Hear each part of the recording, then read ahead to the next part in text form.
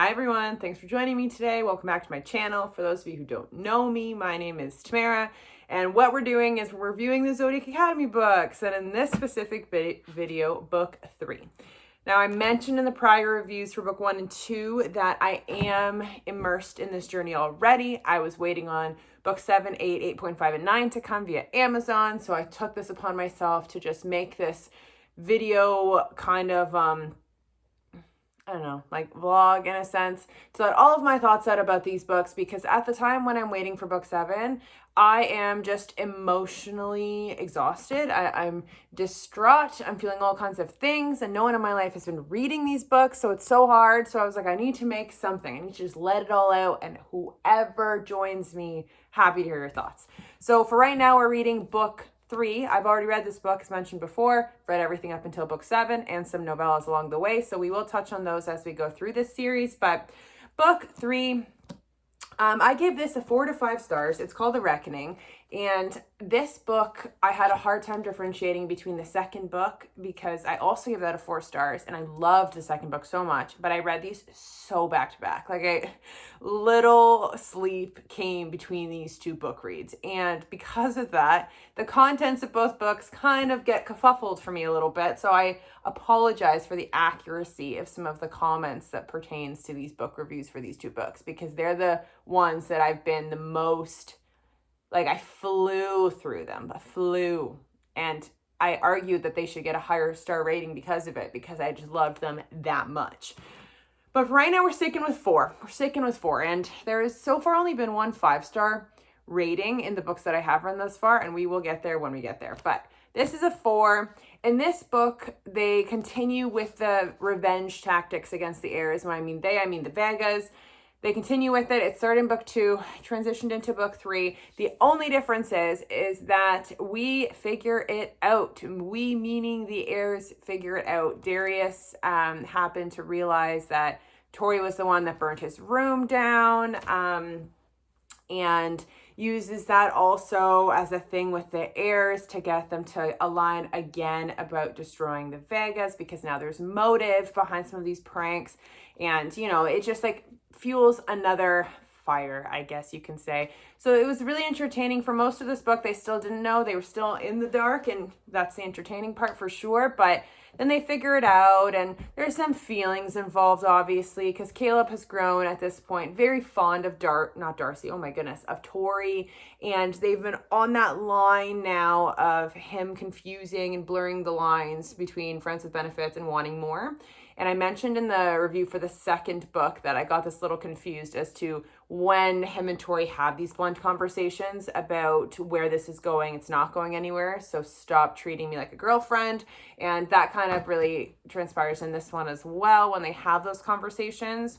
Also, they have like a really cute like carnival-based date, and it's just funny to me because he already knows the truth by this point that like she, you know, did this prank on him, and he was really upset about it, blah, blah, blah. But he still just can't help himself when it comes to Tori, and he can't help himself being protective over her and just enjoying his time with her. And it was really, really sweet. I think that was probably one of the sweetest moments between them that I read, just because like he had all of like, he was hurt, he was upset in regards to realizing that like she, you know, played what seemed to be more of a comedic prank in comparison to the other revenge tactics used on the other heirs, but his was a little bit more comedic, but did something to his reputation that apparently really hit a nerve. And regardless, he knew about it, he was in his feelings about it, he was angry, but then when he went to this carnival with her, all he wanted was for her to be happy and for them to just have this happy time. And Darius and the guys were very much like, what is this? Like, I thought we were now back on the same page that these Vegas need to go. And then he's just like, kind of stopped telling me what to do. So I don't know. I feel like I liked that scene so much just because they were happy. And then plus he was more so like coming into his own with his own opinions. Not that he hasn't been before, but he's been really quiet about his thoughts. Like, he doesn't want to ruffle feathers with the heirs. He like keeps it together. And if anything, he finds himself confiding with Seth, because Seth is having some weirdness about Darcy. Like, he can't, it's like he likes her, but he doesn't like fully believe he likes her. Like, I don't know how to explain it. There's this weird thing that I still don't get to this day as to, he initiated Darcy into his pack, but she's not a wolf. So like, it doesn't really make much sense. And he's like desperate for her to challenge him to like break whatever pull he has to her because he initiated it.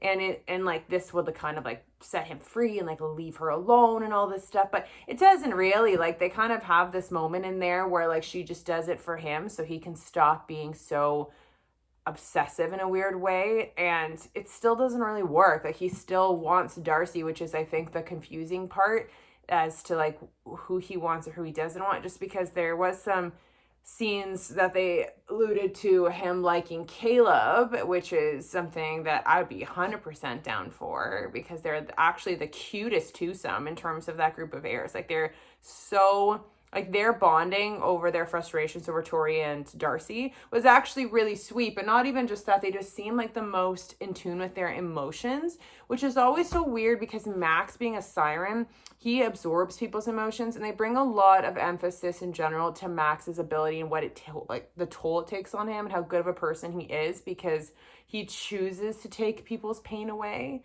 and make them happy on like the brink of his own happiness. And it's really, actually, Max is someone that I feel like I misunderstood right away at the beginning of this series just because of his ability. And I just thought he was the most slimy out of them all. But now I realize that he's not, and I actually feel bad for what his order really implies for him to do, because it's a huge toll, and I feel like he's really relatable in those ways sometimes. But anywho, going back, there was a really cool scene with Max and Tori, actually, where he felt like he owed her, one, for the fact that she's been keeping his secret, two, so he kind of helped her with water and breathing and whatnot with water, and that was kind of his, like, we're even now. And it was nice to see. It was nice to see that all of the heirs kind of having some form of a relationship with the Vegas, even though they're implied to hate them.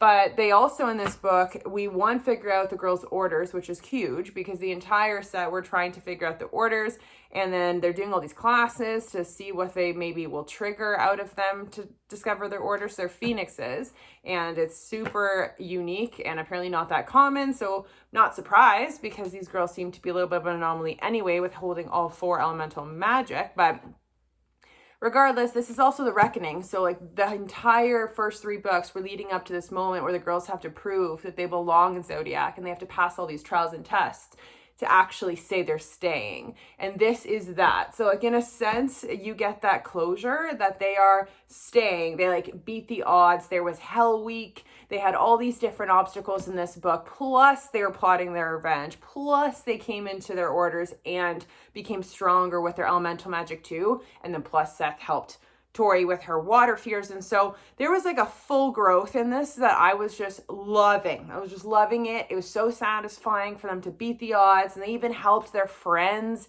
pass the reckoning as well, because they just like were so great. They were so great. They helped Diego at one point. So it was so nice. I was so happy. And then everyone knows I'm a Tori Darius girl. And in this book, there were so many moments that I died. Like, he at one point helped her when she was drunk, and he like brought her back to his room, but obviously didn't touch her or anything like that, because, you know, slow burn, and we just have to pine for it. But anyways, they had a lot of really like sentimental scenes like that one. And then he took her riding with his like motorbikes at his parents' house, and they weren't home, but Xavier was home, and she got to see his like indirectly, she saw what his order was, and they were trying to suppress and hide it within the family as if it was something shameful, but she saw it for like the unique beauty that it was. And they have a little relationship too, in terms of like, you know, it's just so cute. Like, they're like getting into each other's soft spots, Darius and Tori, based on their interests, and like genuinely feeling happy, and that growth is just amazing.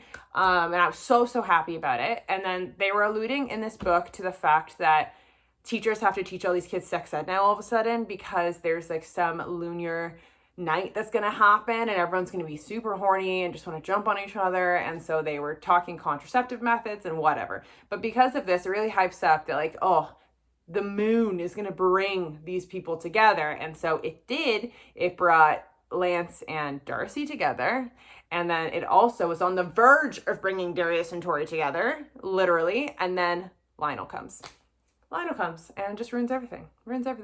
he kidnaps the girls, and Lance and Darius ended up being there as well, and they enter the darkness. So not only do they have 4 elements, they have now 5. They have the, what's called the shadows as a secret 5th element that now the girls have exposure to too, and that is when their order forms actually came out, which was huge.